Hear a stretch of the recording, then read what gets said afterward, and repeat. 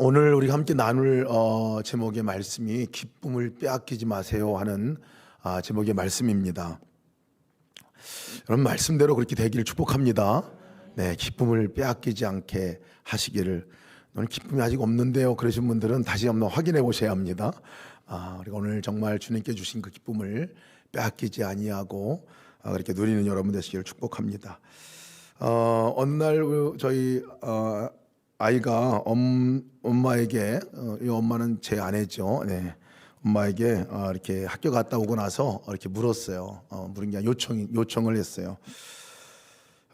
다른 아이들이 다 이렇게 명품 옷을 입고 다니고 좋은 옷을 입고 다니는데 와서 학교에서 자랑하고 막 그렇게 하니까 나도 그거 옷 사주면 안 되냐 하고 한번 그렇게 요청을 했습니다.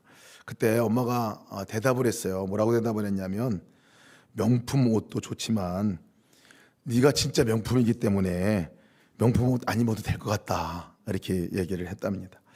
제게 그 얘기를 듣고 제가 이거 정말 명언이다 싶었어요. 명언이다 싶었어요. 저는 그 아들이 우리 막내 작은 아들인 줄 알았더니 작은 아들은 아니더라고요. 예, 큰 아들이고. 예, 그래서 명품 아들을 둔 아버지입니다, 제가. 어제 또 우리 명품 아들이 또 결혼도 했는데 너무 감사합니다. 함께 축하해 주시고 축복해 주셔서 너무 감사를 드려요. 이게 보면 아이들 때부터나 뭐 어른들이나 사실 보이는 거, 이렇게 정말 명품 옷이나 명품 가방이나 뭐 이런 것들을 굉장히 사실 자랑거리로 여기고 이렇게 사실 살아갑니다. 그래서 보이고자 하는 것들, 그 욕구가 너무 강하죠. 근데 진짜 우리가 진짜 뭐가 명품인지를 알게 되면 또 거기에 대한 태도들이 다른 것 같아요. 정말 겉으로 보이는 것이 나를 가치 있게 만들고 나를 이렇게 보여주는 것들이 나의 그 값을 매기는 것 같은 어떤 그런 인생을 많은 분들이 사실 살아갑니다. 근데 진짜 돌아보면 그 어느 것보다도 가장 존귀하고 가장 귀한 존재가 바로 우리 자신이라는 사실을 잘 못 깨닫고 살아갑니다. 그래서 자존감이 좀 낮으면요, 이 자존감이 낮으면 사실 보이는 것을 가지고 뭐를 자꾸 만들어내고 보여주려고 하고 또 성취하는 것을 통해서 인정받으려고 그렇게 하는 것 같습니다. 진정 정말 기쁨의 삶 살아가는 것도 보면 저희가 여기에 기준이 있다 생각이 듭니다. 정말 내가 누군가를 제대로 깨닫고 정말 내가 얼마나 소중한 사람인가를 알게 되면 뭐 겉에 보이는 것들이 그렇게 우리의 행복의 기준이 되지 않습니다. 오늘 본문의 말씀 가운데 바울 사도가 얘기해 주는 것이 뭐냐면, 진짜 우리가 간직하고 누려야 할 그 기쁨, 그 소중한 것들을 엉뚱한 데서 빼앗기고 살아가고 있다는 사실 때문에 바울 사도가 오늘 아주 그냥 소리 높여서 얘기를 하고 있는 거예요. 오늘 말씀이 빌립보서의 각 중앙에 있는 말씀이에요. 3장에 나오는 말씀인데 이렇게 시작을 합니다. 끝으로 나의 형제들아 주 안에서 기뻐하라 하고 말씀을 하죠. 서신서 마무리라 생각했는데 마무리가 아니라 딱 중간이에요. 그 다음에 얘기가 더 많아요, 사실 말씀 가운데서. 근데 끝으로라고 얘기를 하는 이 말씀은 사실 정말 하고 싶은 얘기가 주 안에서 기쁨을 누리세요 하는 말씀을 정말 간절히 하고 싶은 얘기입니다. 빌립보서 딱 중앙에서 빌립보에서 가장 우리에게 하고 싶은 하나의 음성이 있다면 주님께서 이미 우리에게 허락한 그 복음의 기쁨과 감동을 누리세요 하는 겁니다. 누리세요. 그 기쁨을 누리시며 살아가세요 하고 얘기를 하는 거예요. 근데 바울 사도가 가만히 보니까 기쁨을 누리자고 얘기하는데 그걸 기쁨을 자꾸 뺏어가는 존재가 있는 것을 알게 되는 거예요. 기쁨을 뺏어가는 존재가 있으니까 그 다음에 얘기가 길어져요. 바로 곧 이어서 그렇게 얘기를 하잖아요. 정말 그 개들을 삼가고 행악자들을 삼가고 몸을 상해하는 일을 삼가라, 뜬금없이 확 이렇게 말씀을 바로 이어서 합니다. 왜 그러냐면 정말 그 복음으로 누려야 할, 그리고 정말 기쁨을 누리고 살아가야 할 성도가 다시 옛삶으로 돌아가는 그 삶을 살게 되는 모습을 보고 바울 사도가 지금 엄청 화가 나 있는 거예요. 엄청 화가 나 있는 거예요. 그렇게 하는 이 빌립보 교회 안에 기쁨을 뺏어가는 그것을 보니까 뭐냐면 손할례당이라는 이 가르침, 잘못된 가르침을 가르치고 있는 사람들이 들어와 있는 걸 본 거예요. 그리고 그것을 따르고 있는 성도들을 보면서 바울 사도가 너무 안타까워서, 그렇지 가면 그나마 우리가 다시 회복했던 그 기쁨을 잃어버리게 되니까 그렇게 안타까운 마음으로 오늘 사실은 말씀한 내용이 오늘 우리가 읽은 말씀입니다. 손할례당 뭡니까? 정말 이것은 복음으로 우리가 정말 그 사단의 노예가 되었던 우리가, 죄의 노예가 됐던 우리가, 정말 하나님을 아버지라 부르지 못했던 우리가 하나님을 아버지라 부르고 다시 구원받은 사람으로 살아가고 그 무거운 죄의 짐을 주님께 대신 지셔서 우리가 이제 완전히 자유케 되는 사람으로 살아가고, 그래서 이제는 내 삶에 찾아오신 예수님과 함께 살아가는 삶을 살아가는 이 복음을 간직하고 있었던, 그래서 기쁨으로 살아가는 이 빌립보 교인들이었는데요. 거기에 이 손할례당 가르침은 어떤 가르침이냐 하냐면 그거 아니다 하는 거예요. 그거보다 또 하나 더 해야 된다 하는 것들을 얘기하고 있는 거예요. 그 얘기가 뭐냐면 할례를 받아야 된다는 거. 할례를, 여러분, 할례 의식은 유대인들이, 이방인들이 유대인들이 되려면 하나님 언약의 표로다가 할례를 받았는데요, 그거 해야 기독교인도 될 수 있다는 얘기예요. 그거 행해야 예수도 제대로 믿을 수 있다는 얘기예요. 그리고 거기에 따르는 그것을 얘기하고 있는 율법을 잘 지켜야 한다 하는 얘기예요. 그 율법을 지킴으로 그 공적으로다가 너희들이 그렇게 구원을 얻게 되고 축복도 누리게 되고 그리고 기쁨도 갖게 되는 것이다라고 가르치는 가르침이에요. 여러분, 이 가르침이 굉장히 사실 설득력 있는 가르침이기도 합니다. 여러분, 그럴듯하지 않습니까? 그래요. 뭔가 좀 더 해야 그래도 우리가 더 축복도 받고, 뭔가 더 해야 그래도 정말 구원에 조금 더 정말 값진 구원을 얻는 것 같고, 뭔가 조금 내가 행해야 뭔가 보여주는 것들이 있어야 그래도 하나님께 나를 인정해 줄 것 같고, 사람들도 나 인정해, 이렇지 않습니까? 사실 이 가르침이에요. 이 가르침, 이 가르침이요, 바울 사도가 보니까 그럴듯해 보이는데 이것이 얼마나 복음과 반대되는 이 가르침인지, 바울이 마치 개들을 개들을 삼가라고 말하잖아요. 개들이 음식을 토해놓고 그 더러운 음식을 다시 먹는 것과 같은 그런 가르침이기 때문에 바울 사도가 지금 얘기하고 있는 거예요. 개들을 삼가라. 그리고 그런 사람들이 아주 행악하는 사람들이다. 비슷해 보이는 가르침을 갖고 사람들을 현혹시키는 거죠. 복음의 그 가치와 능력을 제대로 누리지도 못하고 다시 율법으로다가 내가 무엇을 해야 구원을 얻고, 다시 율법으로 해야 내가 뭔가를 해야 또 인정을 받는 그 삶으로 돌아가도록 만드는 이것이 얼마나 뿌리 깊은 사단의 전략이고 계략인지 모릅니다. 율법주의라고 말하죠. 율법주의라고 말하죠. 초대교회 비슷해 보이는데 강력한 율법주의, 복음을 종교화시키는 것들입니다. 가장 위험한 일이에요. 복음을 종교화시키는 거예요. 복음은 철저히 나로부터 시작된 게 아니에요. 복음은 철저히 내가 죽고 내 안에 예수님이 찾아오심으로써 이제 새로운 삶이 시작됐다고 말하는데, 이게 복음이 종교가 되면요, 이 가르침은 뭐냐면 다시 내가 해야 된다고 얘기를 하는 거예요. 다시 내 열정과 내 힘으로 해야 된다고 얘기를 하는 거예요. 그러니 얼마나 잘못된 가르침이고 이단 중에 이단 아닙니까?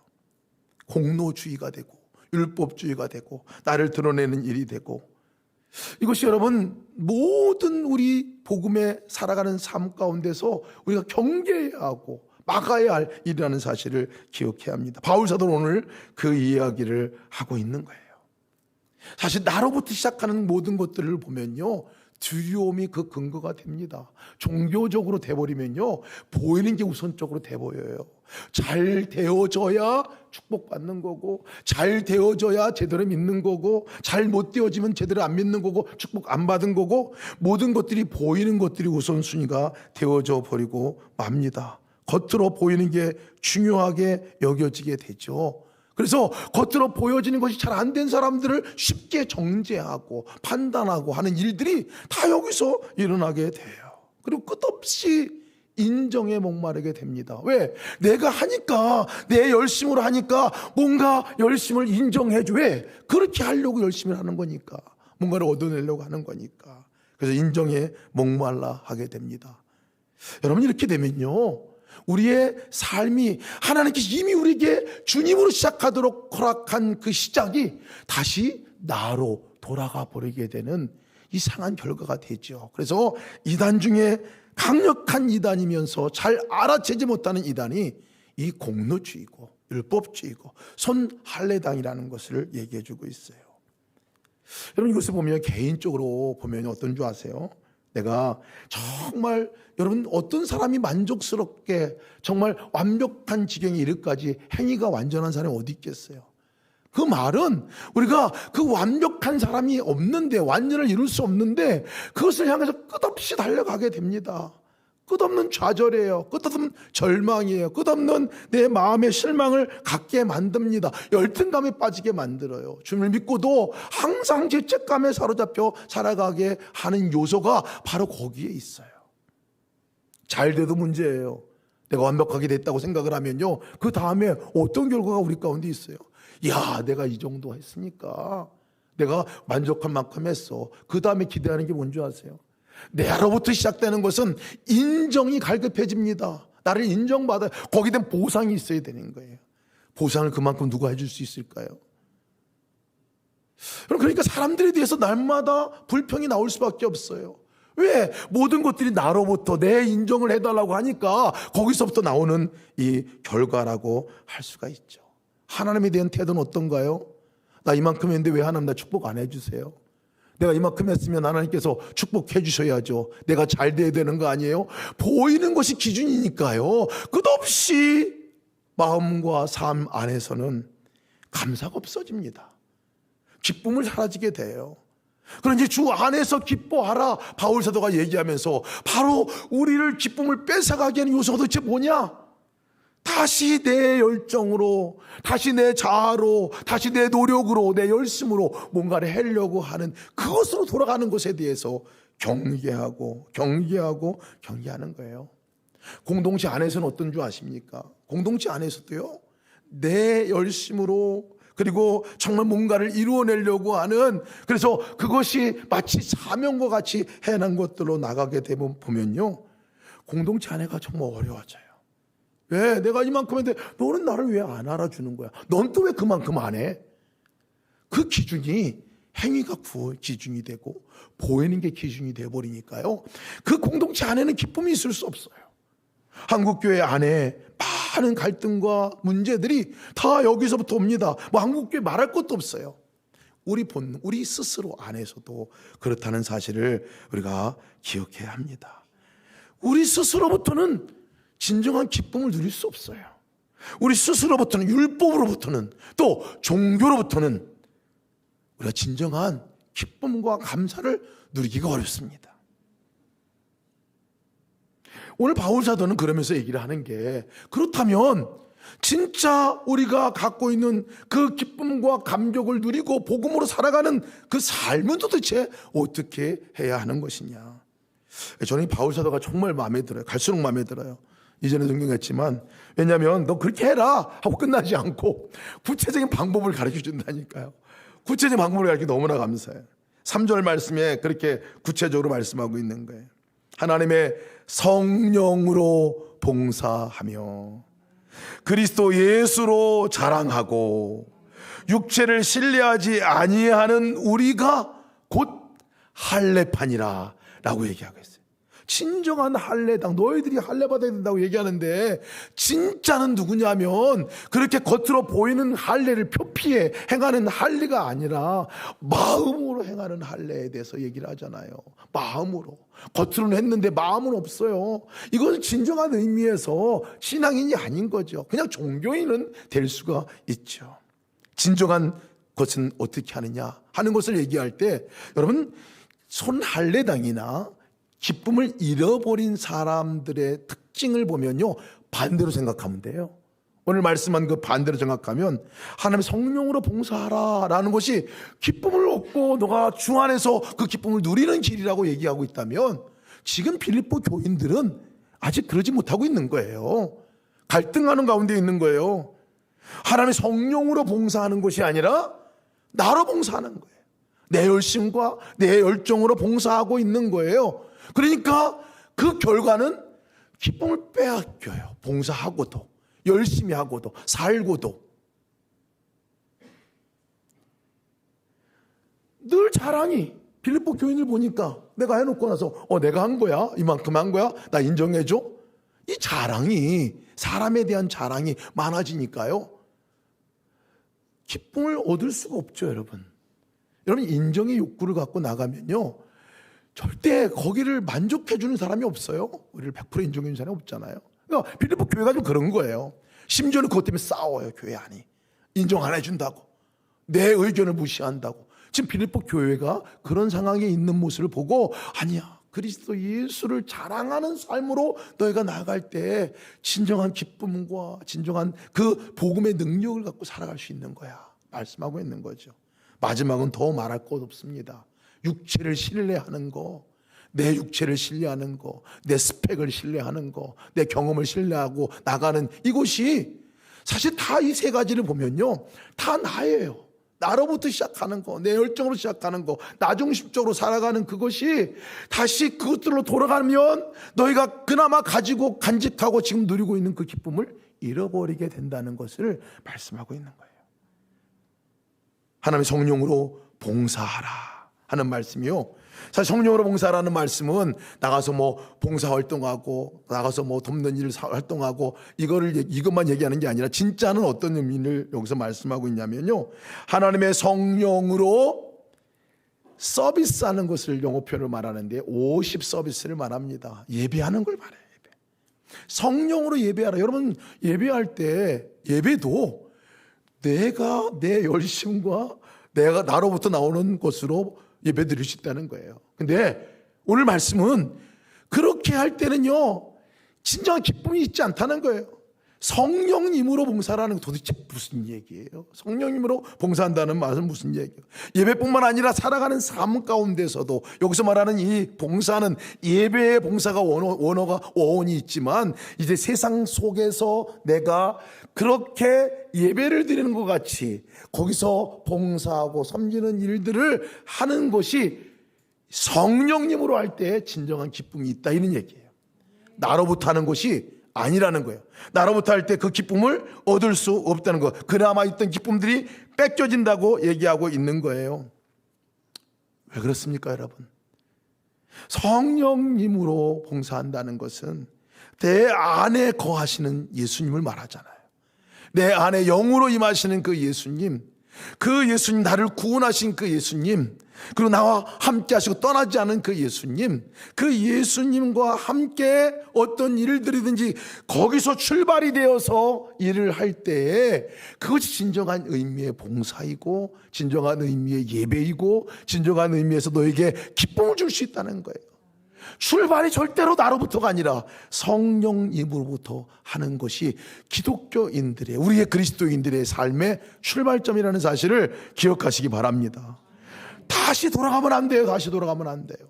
저의 인생 가운데서 하나님께 비포와 애프터를 주셨던 말씀이 enjoy withme이라는 말, enjoy with me.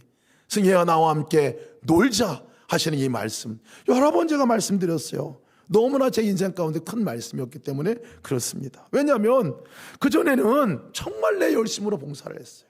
하면 계획도 짜고 내 열심과 열정을 가지고 가서 열심히 노력하고 봉사하고, 근데 끝없이 그렇게 섬기고 애써도요, 만족감이 없어요. 만족감이 여전히 부족한 거예요. 여전히 만족스럽지 못해요. 잘 되면 잘 될 때, 안 되면 안 될 때 늘 여전히 부족한 거예요. 근데 주님께서 말씀하신 부분들이, 너 왜 종같이 살려고 하냐? 종이 아니라 너는 나의 프리셔스 선이라고 말씀하셨어요. 존귀한 아들이다, 명품이다, 이런 말이 명품이다. 명품이다. 그러니 너 명품으로서, 존귀한 아들로서 나와 함께 놀자라고 말씀하셨던 그 말씀이 지금도 제가 늘 기억나는 말씀입니다. 여러분, 우리가 모든 일을 행할 때에 출발이 누구와 어디로부터 하느냐는 너무나 중요합니다. 주님으로부터 하시는 역사 여러분 되시기를 주님의 이름으로 축복합니다. 우리가 주님으로부터 나가야 돼. 주님으로부터. 그러니 우리가 주님과 동행해야 한다는 이유가 뭡니까? 거기로부터 시작을 해야 그것이 능력이고 그것이 기쁨이고 그것이 감사이기 때문에 그렇습니다. 종교는 그렇지 않아요. 종교는 그렇지 않아요. 끝없이 사단은 자꾸 우리를 그 종교적인 삶으로 바뀌어 가게 하려고 합니다. 교회에서 보이는 것, 또 삶 속에서 보이는 것이 판단의 기준이 되고 따라갈 기준이 되고, 그리고 그것을 성취하고 그것을 내가 이루기 위해서 열심히 하게 하는 것이 여러분 또 사단의 전략이기도 합니다. 종교적인 삶이기도 합니다. 근데 우리가 꼭 이 시간 다시 기억합시다. 꼭 출발을 다시 한번 합시다. 내 안에 거하시는 예수님, 여러분 나를 가장 존귀케 여기는 그 예수님을 우리가 바라보고 그 주님과 함께 매번 시작해 나가시는 여러분 되시길 축복합니다. 지성이면 감천이다, 인과 응보, 이 얘기를 우리가 많이 듣고 자랐습니다. 그렇잖아요 여러분. 그 얘기가 어떤 의미인지는 알겠어요. 그러나 이 말이요 잘못 우리가 받아들여지게 되면 이것이 곧 이 가르침이에요. 여러분 지성이면 감천이라는 말은 정성을 잘 들이면 하늘이 감동해서 우리에게 복을 주신다, 이런 얘기 아니에요? 하늘이 감동한다는 얘기예요. 여러분 이 말이 맞는 말일까요? 어느 정도 해야 하늘이 감동하는 걸까요? 어느 정도 내 삶을 드려야 하늘이 감동하나요? 우리가 이것을 갖고 끝없이 하늘을 감동시켜요. 그리고 하늘을 감동하가 받으면 그것으로 대가로 내가 축복을 받는 것을 마치 진리인 양 살아가는 것, 이것이 여러분 율법주의고 이것이 종교입니다. 정말 우리가 깨닫는 것은 지성이면 감천이면요, 지성을 드리지 못하면, 그러면 제대로 드리지 못하는 지성이면은 나에게 오는 그 하늘에서 오는 벌은 도대체 뭘까요? 논리가 안 맞습니다. 시작이 나로부터가 아니에요. 하나님으로부터 시작한 거예요. 아예 우리의 삶은 하나님으로 찾아오는 것부터 시작한 거예요. 내가 자격이 있어서 지성을 많이 들여서 찾아오신 게 아니잖아요.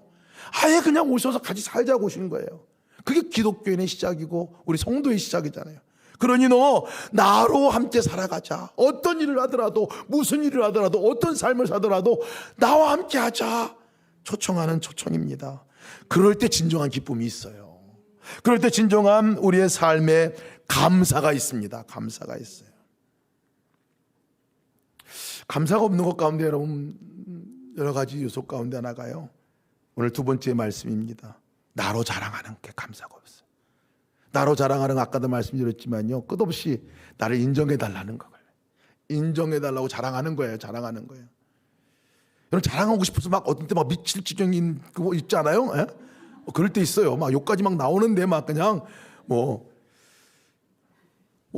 일정 부분은 얘기를 해야 되겠죠, 그죠? 그것도 이렇게 얘기하고 뭐 알릴 것도 알리고 이렇게 해야 되는데, 정말 나의 존재를 아예 송두리째 그것을 위해서 한다면 문제가 있는 거잖아요. 인정받는 일을 위해서 그렇게 한다면 문제가 있는 거예요. 인정받는 일. 끝없이 인정 안 해주면 어떻게 되는 거예요? 기쁨 없어요. 기쁨 없어요.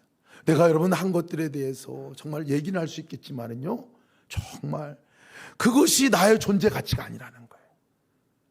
내가 뭔가를 해가지고 딱 짠하고 나타나가지고 그걸 누가 인정해주고 이게 내 가치야, 이런 존재가 우리가 아니라는 거예요. 여러분 왜 그렇게 인정에 우리가 목마른지 아세요?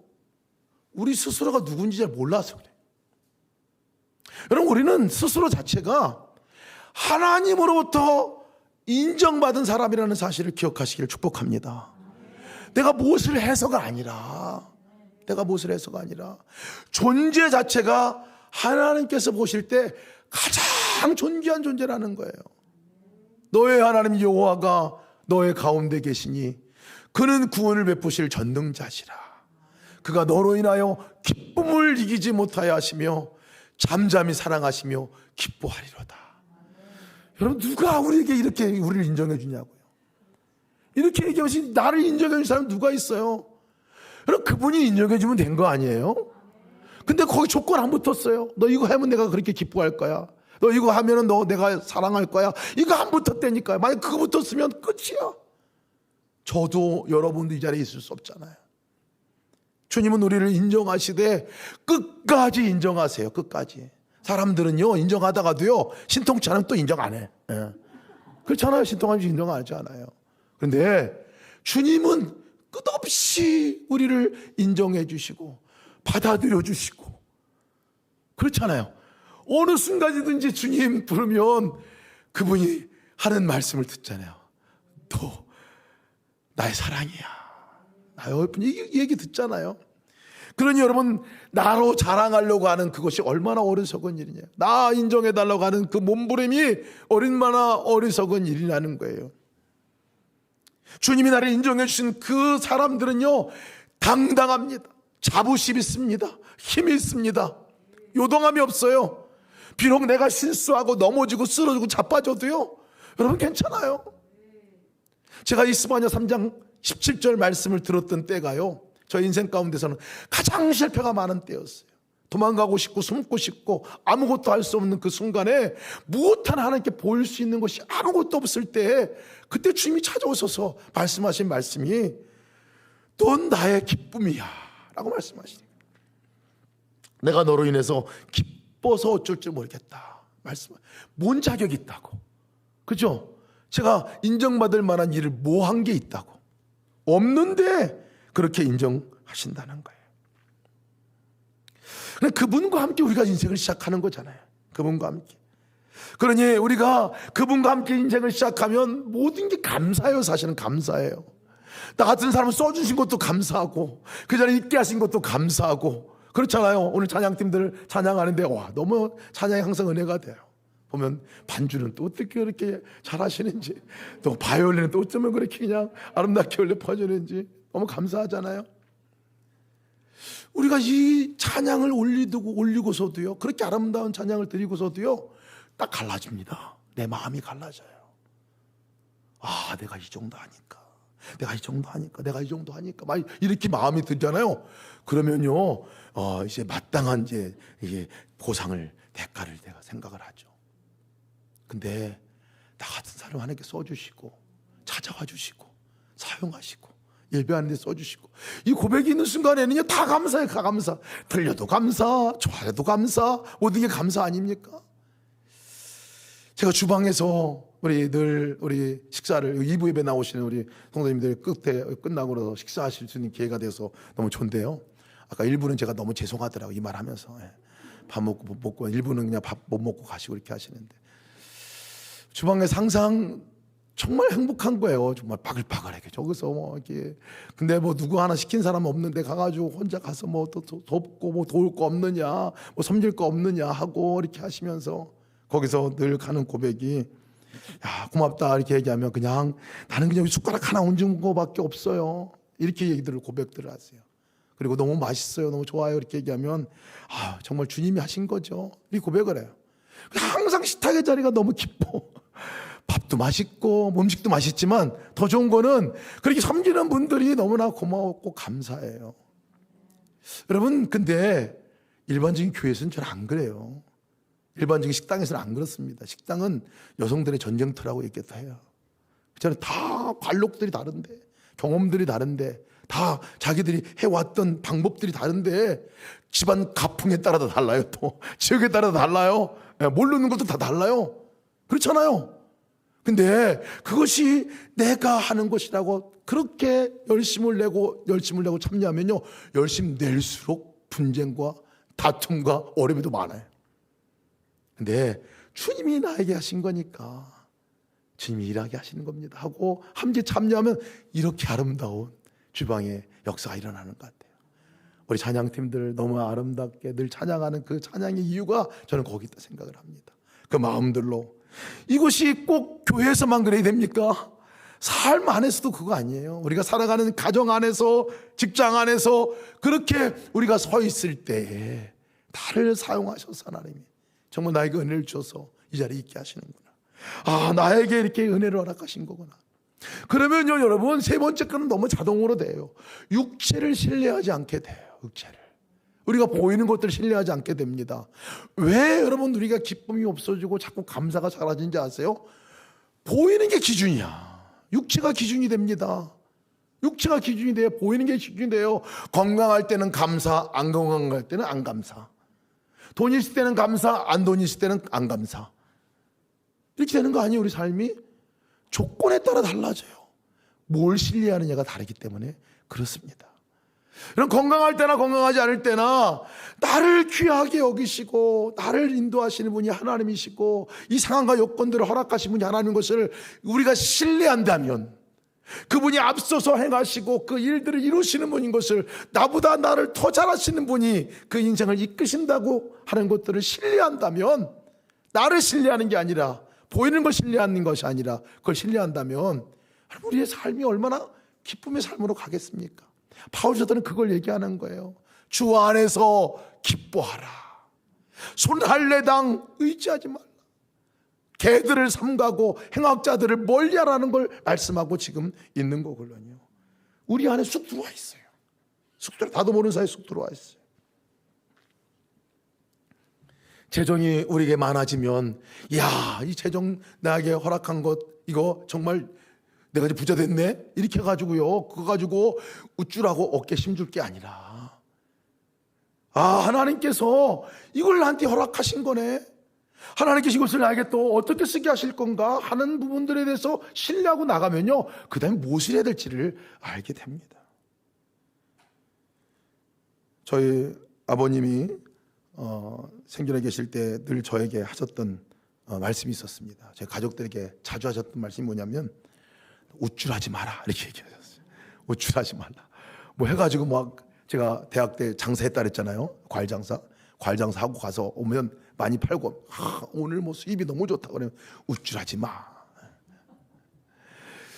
정말 기분 되게 나쁘더라고요, 제가.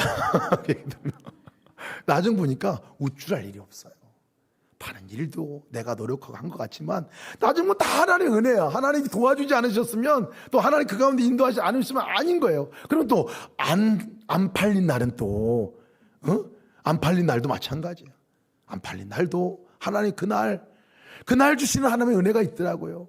그러니까 하나님이 신뢰가 되면 잘 팔리건 안 팔리건 별 관계가 없어요. 문제가 없어요.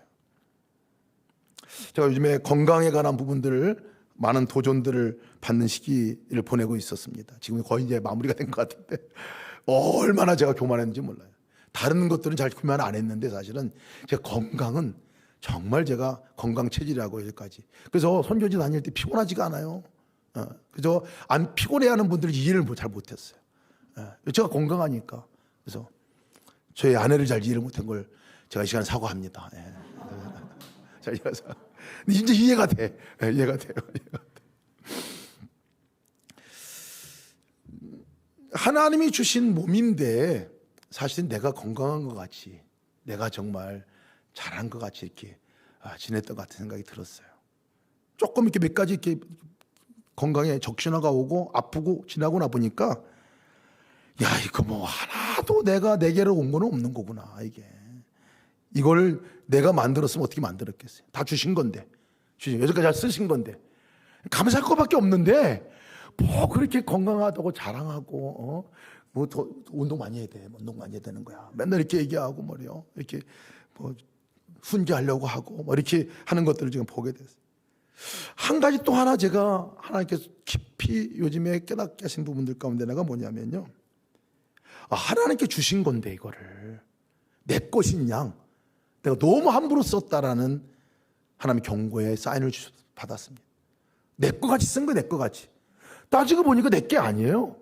이 몸도 주님이 나를, 이 영혼을, 이 김승이라는 영을 품고 살 수 있도록 만들어주신 이 집으로 나에게 주신 거잖아요.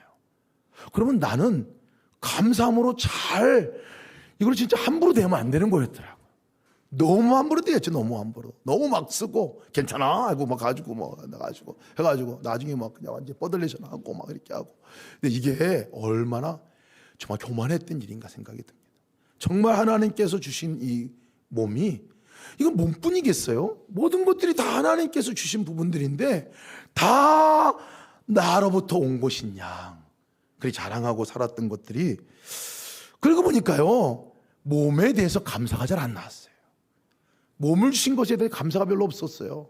건강하니까 감사가 별로 없더라고요. 조금 무릎 하나 약간 아프니까요, 그냥 감사가 저절로 나와요. 감사가 저절로. 걷는 것도 감사, 일어서는 것도 감사, 오래 있는 것도 감사, 아침에 통증 없이 일어나는 것도 감사. 모든 게 감사더라고요. 그럼 뭐를 신뢰하느냐가 중요합니다. 육체를 신뢰하지 말라고 그랬잖아요. 오늘 바울서가 얘기하는 게, 여러분 우리가 주님을 신뢰하시길 축복합니다. 그것을 준 그분을 신뢰하라는 얘기예요. 그것을 준 그분을 준 거, 보이는 것들을 준 그분을 신뢰하는 거지, 보이는 거 신뢰하지 말라는 거예요. 사업을 신뢰하지 말라는 거예요. 재정을 신뢰하지 말라는 거예요. 사람 간의 관계도 사람을 신뢰하는 것이 아니라 그것을 허락한 하나님을 신뢰하고 나아갈 때 우리의 삶이 기쁨이 넘치는 삶으로 나가게 될 줄 믿습니다. 그 삶을 누리시는 여러분 되시기를 축복합니다. 바울 사도는 자기가 그렇게 얘기했어요. 이전에 내가 보니까 신뢰하던 것들 보니까 다 배설물과 같았다라고 얘기해요. 알죠? 이렇게 따끈따끈하게 이렇게 요만한 노란색에 있는 이 부분들, 배설물 같은 거. 여기 여러분 따끈따끈하다고 너무 아름답다고 이걸 가지고 붙들고 사는 사람 없어요, 그죠? 근데 우리가 그렇게 살아가고 있는 것을 보게 됩니다. 나라는 존재를 내가 보이는 것들에 이 모든 것들이 은혜인데도 불구하고 자랑거리가 되고 나의 인생의 평가 기준이 되고 하고 이렇게 살았던 그것으로부터는 진정한 기쁨이 없는 걸 바울이 알죠. 그래서 이제 내가 예수님을 알고 나서부터는 그 모든 것들은 배설물처럼 여겼다. 버릴 거라는 게 버릴 거라. 다시 내가 버릴 거로 여기고 산다고 얘기하고 있어요. 다 내가 유익하던 것을 그리스도를 위해서 해로 내가 여길 거로 살아간다고 얘기하는 이유가 거기에 있습니다. 여러분 기쁨을 빼앗기지 않고 살아가시는 여러분 되시기를 축복합니다.